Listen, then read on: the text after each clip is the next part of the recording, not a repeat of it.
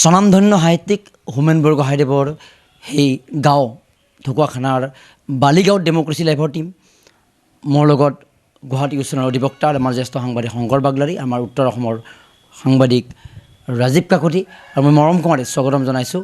আৰু হোমেন বৰগোহাঁই যিগৰাকী ব্যক্তিৰ সাহিত্য সাধনা চৰ্চাৰ জৰিয়তে অসমীয়া সাহিত্যই এক প্ৰাণৱন্ত ৰূপ পাইছে। বহু ব্যক্তি তেওঁৰ গ্ৰন্থ পঢ়ি তেওঁৰ গ্ৰন্থৰ সেই বাক্যসমূহ পঢ়ি ইনস্পায়াৰ্ড হৈছে আৰু জীৱনত আগবঢ়াৰ সুযোগ পাইছে। তাৰ ভিতৰত আমিও সামান্যভাৱে আগবঢ়াৰ প্ৰয়াস কৰিছোঁ। আৰু তেওঁৰ গাঁৱত আহি তেওঁৰ আত্মীয় আৰু এই অঞ্চলৰ শিক্ষাবিদ বিভিন্ন ব্যক্তিৰ আমি কিছু মতামত আমি আগবঢ়াব বিচাৰিছোঁ। আমাৰ লগত এই মুহূৰ্তত জগদীশ গগৈ ছাৰ আছে, আপোনাৰ বিনম্ৰ স্বাগতম জনাইছোঁ। হোমেন বৰগোহাঁইদেৱৰ বিষয়ে আপোনাৰ পৰা অলপ জানিব বিচাৰিছোঁ। আমি এতিয়া হোমেন বৰগোহাঁইক জানো, তেওঁ বিভিন্ন মাধ্যমৰ জৰিয়তে জানো, কিন্তু সেইগৰাকী হোমেন বৰগোহাঁই যিগৰাকী হোমেন বৰগোহাঁইৰ শৈশৱ এই বালিগাঁৱত অতিবাহিত কৰিছিল, সেই শৈশৱত তেওঁক কেনেকৈ পাইছিল বা আপুনি কোনখিনি কথা ক'বলৈ ভাল পাব? হোমেন বৰগোহাঁই ঢকুৱাখানাৰে নহয়, অসমৰ এজন বৰেণ্য সুসাহিত্যিক, জনপ্ৰিয় সাংবাদিক। তেওঁৰ জন্ম ঠাই হ'ল ঢকুৱাখানা মৌজাৰ প্ৰাণকেন্দ্ৰস্বৰূপ বালিগাঁৱত 1932 চনত। তেওঁৰ পিতৃৰ নাম ইন্দ্ৰধৰ বৰগোহাঁই, এজন চিন্তাশীল অধ্যয়নপুষ্ট ব্যক্তি। স্বাধীনতা সংগ্ৰামত অগ্ৰগণ্য ভূমিকা তেওঁ গ্ৰহণ কৰিছিল আৰু তেওঁ মৃত্যুৰ সময়লৈকে আছিল গান্ধীবাদী ব্যক্তি। তেওঁৰে সুযোগ্য পুত্ৰ হ'ল হোমেন বৰগোহাঁই। গাঁৱত ঘৰত মৰমতে মতা নাম বাপু কোঁৱৰ।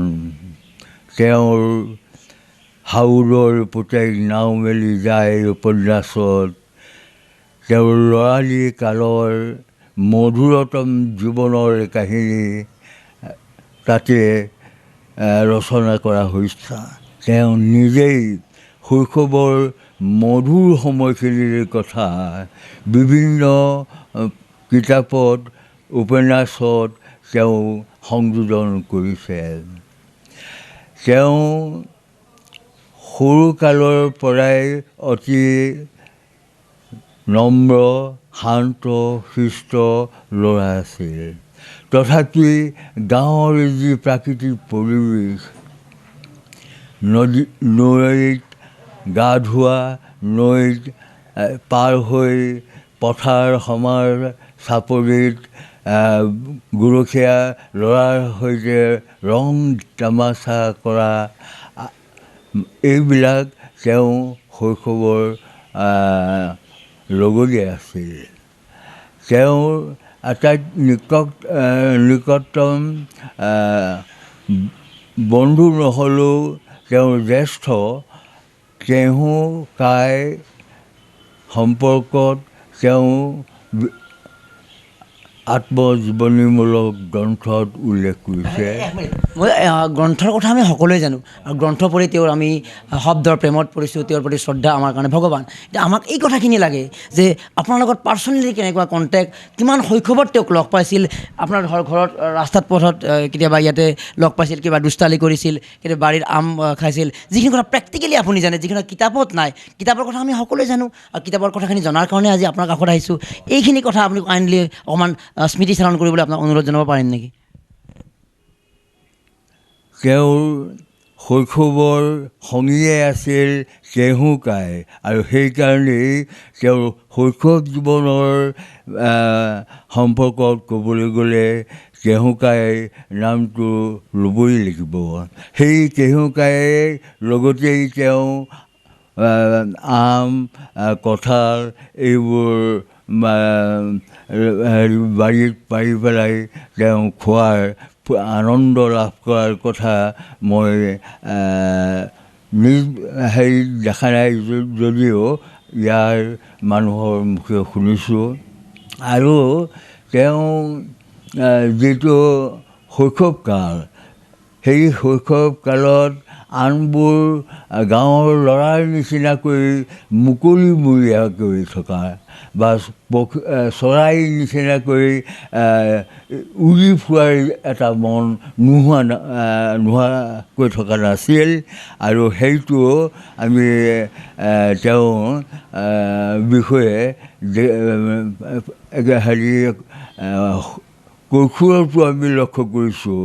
তেওঁৰ মানে অকলে ফুৰি বেছি ভাল পায়। আপুনি নিজে দেখিছে এইবিলাক? গতিকে মোতকৈ তেখেত বয়োজ্যেষ্ঠ, তথাপি তেখেতৰ যিটো ধৰণ কৰণ, গাঁৱৰ পৰিৱেশৰ লগত মিলি কেনেকৈ থাকিব লাগে, এই কথাখিনি তেওঁ বঢ়িয়াকৈ বুজিছিল।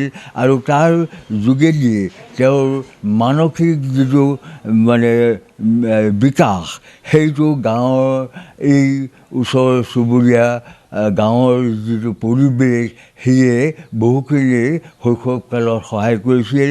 আৰু তেওঁ ঢকুৱাখানা চৰকাৰী মজলীয়া স্কুলত পঢ়িছিল।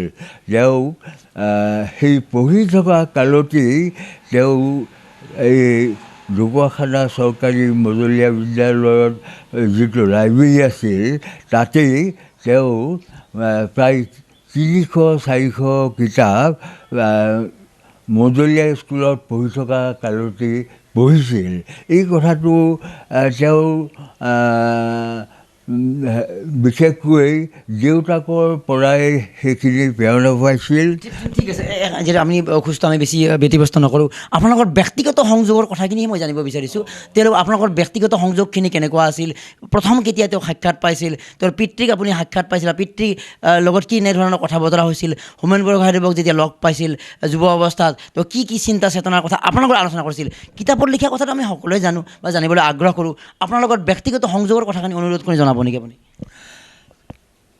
তেওঁ মোক পোনা বুলিয়ে মাতে, আৰু ঘৰতো মোক সকলোৱে পোনা বুলি কয়। ওচৰ চুবুৰীয়াইও মোক মৰমতেৰে পোনা বুলি কয়। আৰু তেওঁ এই বাহিৰত পঢ়ি থকা কালতো ঘৰলৈ আহিলে প্ৰায় আমাৰ ঘৰৰ আগেদি আহে বা আমাৰ ঘৰলৈও আহে, তেতিয়াও মোক পোনা বুলি মাতি মোৰ পঢ়া শুনা এইবিলাকৰ খবৰো লয়। কিমান ডাঙৰ তেওঁ? মোতকৈ তেখেত 10 বছৰমানৰ ডাঙৰ হ'ব। মোৰ এটা সময়ত হাইস্কুলত পঢ়ি থকা কালচোৱাতে বেমাৰ হৈছিল। সেই বেমাৰৰ কথা দেউতাই তেওঁক জনালে। দেউতাক তেওঁ বৰ শ্ৰদ্ধা কৰে। দেউতাৰ নাম জয়চন্দ্ৰ গগৈ। তেওঁ দেউতাৰ বিষয়ে কোনো ঠাইত লিখিছে, হাউলৰ পুতেক নাম বুলি যাইতো তেওঁ দেউতাৰ যোগেন ল'ৰাইদেউ বুলি লিখিছে। যি কি নহওক, যে মোক চিকিৎসাৰ কাৰণে তেওঁ যোৰহাটত যেতিয়া প্ৰিজাইডিং অফিচাৰ হৈ আছিল, তাৰ পৰা তেওঁ হোমিঅ'পেথিক ঔষধ মাজে মাজে পঠাই মোক চিকিৎসাটো কৰিছিল। আৰু তেওঁ আমি তেওঁতকৈ বহু সৰু, সেইকাৰণে তেওঁক সমীৰ কৰিছিলোঁ। আৰু আমাৰ এই চুবুৰীটোৰ ল'ৰা ছোৱালীবিলাকেও তেওঁক বৰ মানে শ্ৰদ্ধা কৰে। আৰু ল'ৰা ছোৱালীবিলাকৰ লগতো তেওঁ হাঁহি মাতি ধেমালি ধুমুলা কৰি ভাল পায়। যিহেতু এতিয়াও তীক্ষ্ণ ব্যক্তি আৰু এক বিশেষ অভিজ্ঞতাৰ বা বিশেষ এটা পৰিৱেশৰ কাৰণে তেওঁ কলকাতালৈ যোৱা নহ'ল, কথা আমি জানো। আমি আলোচনা নকৰোঁ, কিতাপত আছে।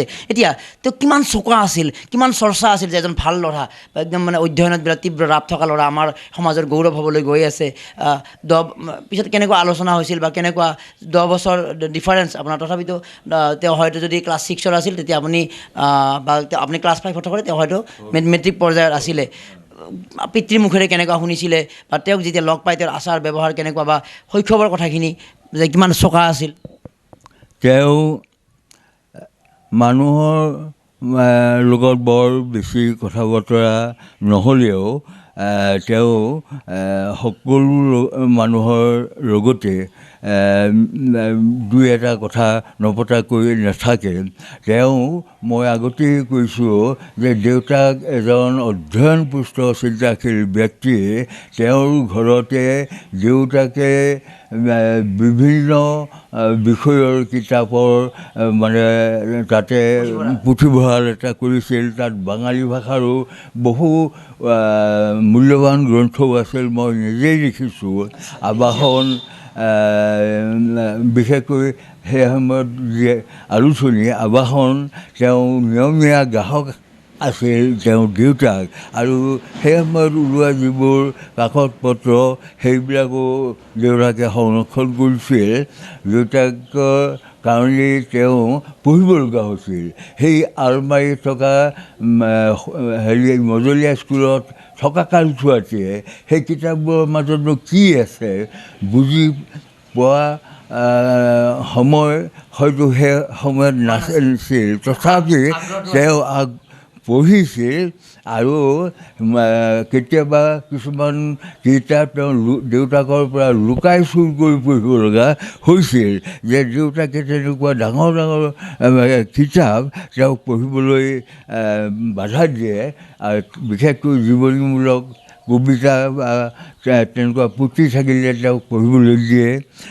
কিন্তু তেওঁ মনে মনে তেওঁৰ ঘৰত থকা লাইব্ৰেৰীটোৰ পৰাই প্ৰায় কিতাপবোৰ পঢ়িছে, আৰু এই চৰকাৰী মজলীয়া স্কুলৰ যিটো লাইব্ৰেৰী তাতো কিতাপ পঢ়িছে। আৰু সেইবিলাকৰ পৰা তেওঁ মজলীয়া স্কুলৰ ছাত্ৰ থকাৰ সময়তে সাহিত্য চৰ্চাৰ প্ৰতিও তেওঁ ধাৱমান হৈছিলে। সেই বিষয়ত ঢকুৱাখানা চৰকাৰী মজলীয়া স্কুলৰ সেই সময়ৰ প্ৰধান শিক্ষক প্ৰয়াত পুৰনাথ গগৈদেৱে তেওঁক এই সাহিত্য অধ্যয়ন কৰাৰ কাৰণে, পুথি অধ্যয়নৰ প্ৰতি ৰাপ বহোৱাৰ কাৰণে প্ৰতিদিনে তেওঁক দিহা পৰামৰ্শ দিছিল। বিশেষকৈ সাহিত্য চৰ্চাৰ ক্ষেত্ৰলৈ আগবঢ়াই নিয়াৰ ক্ষেত্ৰত দুজন ব্যক্তিৰ নামেই ল'ব লাগিব। এজন হ'ল তেওঁৰ পিতৃ ইন্দ্ৰধৰ বৰগোহাঁই, আনজন হ'ল মজলীয়া স্কুলৰ প্ৰধান শিক্ষক পুৰনাথ গগৈদেউ। আৰু এটা সময়ত এই মজলীয়া স্কুলত পঢ়ি থকা কালতেই পঞ্চম মানত তেওঁ ৰাণী গাইদালো নামৰ এটা কবিতাৰ তেওঁ প্ৰকাশ পাইছিল আবাসন আলোচনীত, আৰু সিয়ে সেই কবিতাটোৱে তেওঁক এনে প্ৰেৰণা যোগালে, তেওঁ পৰৱৰ্তী কালছোৱাত তেওঁ সাহিত্য চৰ্চা মনোনিৱেশ কৰে, আৰু তেওঁ হাইস্কুলীয়া জীৱনতো তেওঁ সাহিত্য চৰ্চা কৰা, বিভিন্ন গল্প কবিতা ৰচনা কৰা কথা আমি জানো। আৰু কলেজত থকাৰ সময়ত তেওঁ এজন বিশেষ প্ৰতিষ্ঠিত সাহিত্যিক হিচাপে মানে পৰিচিত হৈছিল। ঠিক আছে, শেষত বালিগাঁও, এই বালিগাঁও সন্দৰ্ভত অতি চমুকৈ ক'ব, এই বালিগাঁও সন্দৰ্ভত সেই তেতিয়াৰ বালিগাঁও এতিয়াৰ বালিগাঁও, আৰু এই বালিগাঁও সন্দৰ্ভত অকণমান আভাস এটা দিব পাৰি নেকি? বালিগাঁও আগৰ যিটো ৰূপ চেহেৰা এতিয়া নাই, যিহেতু বালিগাঁওখন ঢকুৱাখানা নগৰৰ একেবাৰে কেন্দ্ৰত অৱস্থিত, গতিকে গাঁওখন নগৰলৈ পৰিণত হ'ল। ঢকুৱাখানা নগৰৰ লগত গাঁওখন এতিয়া চামিল হৈ গ'ল। তাৰ আগৰ যি গাঁৱৰ যি পৰিৱেশ, সেই পৰিৱেশটো এতিয়া গাঁওখনত দেখা পোৱা নাযায়, কাৰণ নগৰকেন্দ্ৰিক যিটো মনোভাৱ, সেই মনোভাৱটো গাঁৱৰ মানুহৰ গা কৰি উঠিছে। আৰু তথাপিও গাঁৱৰ সামাজিক মানে জীৱন যাত্ৰা আগৰ দৰে চলোৱাৰ কাৰণে এতিয়াও চেষ্টা কৰিছে। এতিয়াও গাঁৱৰ নামঘৰত প্ৰতি বছৰে বৰসভা হয়, ভাওনা হয়, বহু বছৰৰ পৰা ৰাসো কৰে গাঁৱৰ মানুহে। যে গ্ৰাম্য জীৱনৰ যিটো ধাৰা সেইটো পৰিৱৰ্তন হৈছে, কিন্তু তথাপিও গাঁৱৰ মানে যিটো আগৰ যিটো দস্তুৰ, আগৰ যিটো গাঁৱৰ মানুহৰ মন, সেইটো ধৰি ৰখাৰ কাৰণে নতুন প্ৰজন্মই চেষ্টা কৰি আছে। আৰু সেইকাৰণেই গাঁৱৰ মানে বিভিন্ন সময়ত উৎসৱ আদি যাতে সম্পাদন হৈছে আৰু গাঁওখনৰ এটা সমাজ এতিয়াও বৰ্তি ৰখাৰ কাৰণে চেষ্টা কৰি আছে। আৰু সেইখিনি ক্ষেত্ৰত মই এই বয়সতো গাঁৱৰ সমাজৰ লগতে ওতঃপ্ৰোতভাৱে আজিও জড়িত আছোঁ। আৰু হোমেন বৰগোহাঁই এতিয়া বালিগাঁৱৰ মানুহে মানে তেওঁক লৈ পেলাই যিটো গৌৰৱ কৰে, সেই গৌৰৱটো গাঁৱৰ উঠি অহা ল'ৰা ছোৱালীবিলাকেও ৰক্ষাৰ কাৰণে কিছু প্ৰেৰণা লাভ কৰিছে। আৰু গাঁওখনৰ একেবাৰে মাজমজিয়াতেই তেওঁৰ জন্মস্থান, তেওঁৰ ডাঙৰ দীঘল হোৱা ঘৰ। ইয়াৰ পৰা বৰ বেছি দূৰ নহয়, এই ৰাস্তাটোৰ পৰা গৈ পেলাই আন এটা ৰাস্তা ওলাব, সেই ৰাস্তাটোৰ পৰা বাওঁফালে গৈ এটা ঘৰ বাদ দি পেলাই সেই ঘৰটো পায়। আৰু সেই ঘৰটো আগৰ ভেটিতেই এতিয়াও আছে। সেই ঘৰত হোমেন গোহাঁইৰ বোৱাৰীয়েক এতিয়া প্ৰায় অকলশৰে আছে বুলি ক'ব লাগিব। ঠিক আছে, ধন্যবাদ। এয়া আমাৰ জগদীশ গগৈ ছাৰ, আৰু জগদীশ গগৈ ছাৰৰ পৰা মহাশয় জগদীশ গগৈৰ পৰা আমি হোমেন বৰগোহাঁইৰ শৈশৱ বা তেওঁৰ ব্যক্তিগত সংযোগৰ কথা অৱগত হ'লোঁ। এতিয়া আমি সেই বাসগৃহলৈ যাম য'ত হোমেন বৰগোহাঁইৰ শৈশৱ বা তেওঁৰ জন্ম হৈছিলে, য'ৰ পৰাই তেওঁ ভাৰতবৰ্ষৰ এগৰাকী অন্যতম শ্ৰেষ্ঠ সাহিত্যিক হোৱাৰ আদিপাঠ লাভ কৰিছিল। তেওঁৰ সেই ঘৰলৈ যাম য'ত তেওঁৰ অন্যান্য সম্পৰ্কীয় লোকসকল আছে, যিসকলে ক'ব হোমেন বৰগোহাঁইৰ বিষয়ে আৰু বহু কথা। আহক তেন্তে আগবাঢ়োঁ আৰু চাই থাকোঁ সেইগৰাকী নমস্য সাহিত্যিকৰ কিছু গুৰুত্বপূৰ্ণ বিষয়, আমি জানিব লগা বিষয়। ধন্যবাদ।